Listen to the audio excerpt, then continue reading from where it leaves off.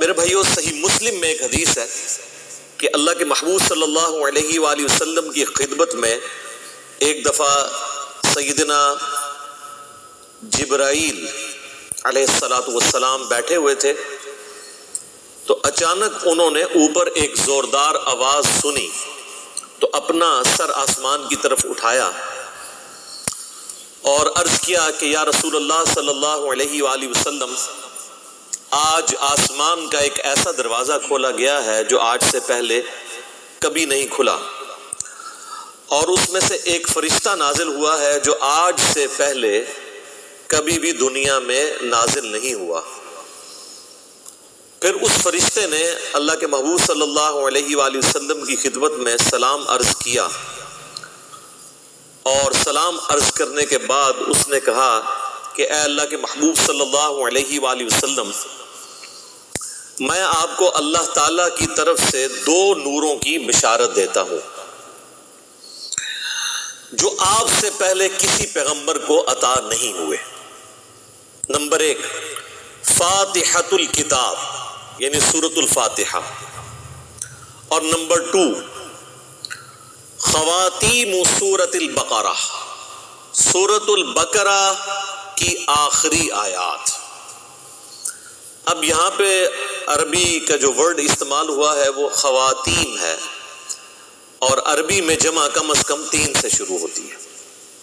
عربی میں واحد ہے، اس کے بعد تثنیہ ہے اور پھر جمع، جیسا کہ مشرق یہ سنگولر کا صیغہ ہے، اور مشرقین 2 مشرقیں، اور مشارق 3 یا 3 سے زیادہ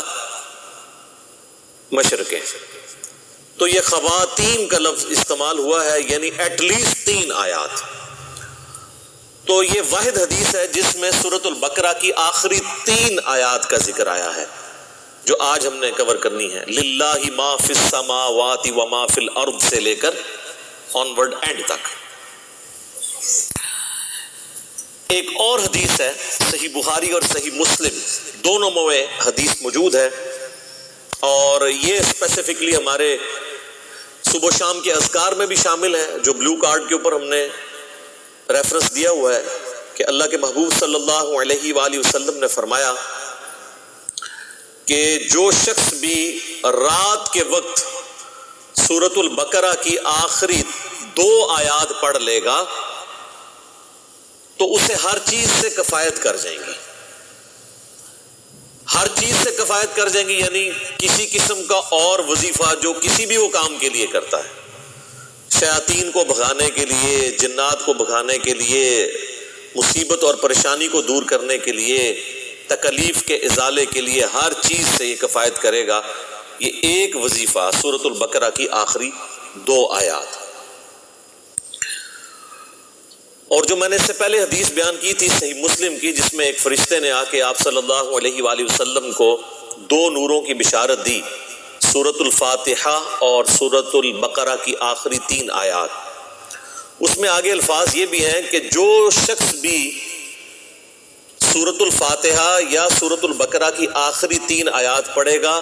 تو اللہ تعالیٰ سے جو کچھ مانگ رہا ہے وہ اس کو اللہ تعالیٰ عطا فرما دے گا۔ تو وہ تو بڑی بہترین دعائیں ہیں، چاہے سورۃ الفاتحہ ہو یا سورۃ البقرہ کی آخری 3 آیات، وہ دعائیں بھی ہیں، تجدید ایمان بھی ہے، ہر حوالے سے اہم ترین آیات ہیں۔ ایک اور حدیث ہے جامعہ ترمذی میں اور المستدرک للحاکم میں صحیح سند کے ساتھ کہ نبی صلی اللہ علیہ وآلہ وسلم نے فرمایا، اللہ تعالیٰ نے مخلوقات کی پیدائش سے بھی 2000 سال پہلے اپنے پاس ایک کتاب لکھی تھی۔ لوح محفوظ آپ کو پتہ ہے سب سے پہلے پیدا ہوا ہے۔ جامعہ ترمذی میں حدیث ہے کہ اللہ تعالیٰ نے سب سے پہلے قلم کو پیدا کیا اور پھر فرمایا لکھ جو کچھ ہو چکا اور جو کچھ ہونے والا ہے، یعنی اس کے بعد لوح محفوظ پیدا ہوا، اور جو کچھ ہو چکا یعنی قلم کی اپنی پیدائش، اور قیامت تک ہونے والی جو تقدیر سے ریلیٹڈ چیزیں تھیں، ایک ایک ٹائنیس ڈیٹیل اللہ تعالیٰ نے لوح محفوظ میں وہ قلم سے لکھوا دی۔ تو وہ جو اللہ تعالیٰ کے پاس ہارڈ ڈسک ہے بڑی، جس میں ہر چیز اللہ تعالیٰ نے ریکارڈ کی ہے، مخلوقات کی پیدائش سے 2000 سال پہلے، اس میں اللہ تبارک و تعالیٰ نے جو آیات درج فرمائی تھی ان میں سے آخری 2 آیات سورۃ البقرہ کی نازل فرما کر سورۃ البقرہ کو مکمل کیا۔ یہ کوئی عام آیات نہیں ہے۔ ایک اور حدیث ہے سنن نسائی الکبریٰ کے اندر، فضائل قرآن والا جو چیپٹر ہے۔ امام نسائی کی 2 کتابیں ہیں، بیسیکلی تو ان کی کتاب ایک ہی ہے، سنن نسائی الکبریٰ، جس کی تلخیص کر کے سنن نسائی الصغریٰ لکھی گئی، جو ہم سنن نسائی جسے کہتے ہیں۔ ان کے شاگرد تھے امام ابن السنی، انہوں نے اس کو کم کیا تھا۔ وہ جو اوریجنل کتاب ہے اس میں آلموسٹ 12,000 احادیث ہیں، اس میں کئی ایک چیپٹرز الگ سے بھی اردو زبان میں پرنٹ ہو چکے ہیں۔ وفات النبی ایک چیپٹر ہے، خصائص علی اسی کا چیپٹر ہے، فضائل قرآن اس کا چیپٹر ہے، عمل الیوم واللیلہ صبح شام کے اذکار اس کا چیپٹر ہے، سنن نسائی الکبریٰ۔ اس میں جو فضائل قرآن چیپٹر ہے اس میں یہ حدیث موجود ہے کہ اللہ کے محبوب صلی اللہ علیہ وآلہ وسلم فرماتے ہیں کہ اللہ تعالیٰ نے مجھے اپنے عرش کے نیچے جو خاص خزانہ ہے اس میں سے سورۃ البقرہ کی آخری 2 آیات عطا فرمائی جو مجھ سے پہلے کسی پیغمبر کو نہیں دی گئی۔ اور یہ جو آخری الفاظ ہیں نا کہ مجھ سے پہلے کسی پیغمبر کو نہیں دی گئی، یہ صحیح مسلم میں بھی الفاظ موجود ہیں جو میں نے پہلی حدیث بیان کی۔ ان آیات کی فضیلت کے لیے یہ چیز بھی بڑی اہم ہے کہ یہ آیات اس دنیا میں نازل نہیں ہوئی اللہ کے محبوب صلی اللہ علیہ وآلہ وسلم پر، بلکہ شب معراج نازل ہوئی ہے آسمانوں پر۔ صحیح مسلم کے اندر موقوفاً ابن مسعود رضی اللہ تعالیٰ عنہ کی حدیث ہے، یعنی ان کا قول کہ شب معراج اللہ تعالیٰ نے اپنے محبوب صلی اللہ علیہ وآلہ وسلم کو 3 انعامات دیے تھے۔ نمبر 1 5 نمازیں، نمبر 2 سورۃ البقرہ کی آخری 2 آیات، اور نمبر 3 جو کوئی بھی آپ صلی اللہ علیہ وآلہ وسلم کا امتی شرک نہیں کرتا ہوگا، at the end of the day اللہ تعالیٰ اس کو معاف فرما دے گا، چاہے وہ اپنا عذاب بھگت کے، لیکن الٹیمیٹلی جو بخاری مسلم میں حدیث ہے کہ آخری دفعہ اللہ تعالیٰ مجھے اس چیز کی بھی اجازت دے گا کہ میں دوزخ میں سے اس شخص کو بھی نکال دوں جس کے دل میں رائی کے دانے کے برابر بھی ایمان ہے، یعنی جس نے، ایک اور حدیث میں بخاری مسلم کے الفاظ ہیں، جس کے پلے سوائے اس کے کوئی نیکی نہیں ہوگی کہ صرف اس نے ایک دفعہ کلمہ پڑھا ہوگا۔ لیکن یہ بالکل اینڈ پہ ہے، یعنی یہ نہیں ہے کہ یہ کلمہ پڑھنے سے ہی جنت مل جانی ہے۔ واللہ عالم، وہ 1000 سال لگیں، 1,00,000 سال لگیں، کروڑ سال لگیں، وہ اللہ کو پتہ ہے۔ اللہم اجرنا من النار، آمین۔ یہاں تو لوگ بڑی آسانی کے ساتھ کہہ دیتے ہیں نا جی خیر ہے دیکھی جائے گی، کوئی مسئلہ نہیں ہے، اور انہی سے کہا جائے نا کہ آپ 10 سیکنڈ کے لیے موم بتی کے فلیم کے اوپر اپنا ہاتھ رکھیں تو نہیں رکھ سکتے، اور جہنم کے بارے میں کہتے ہیں دیکھی جائے گی، ایک پھیرا ہی لگے گا۔ تو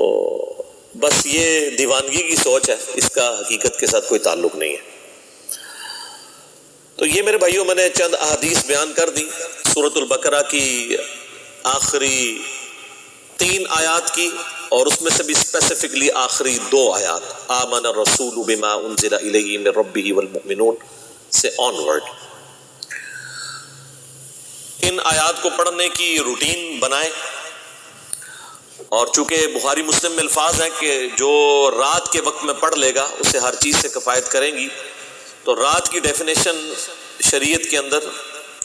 مغرب کے بعد رات شروع ہو جاتی ہے، غروب آفتاب کے ساتھ ہی۔ اسی لیے سورۃ البقرہ میں ہے نا کہ روزے کو رات ہونے تک مکمل کرو،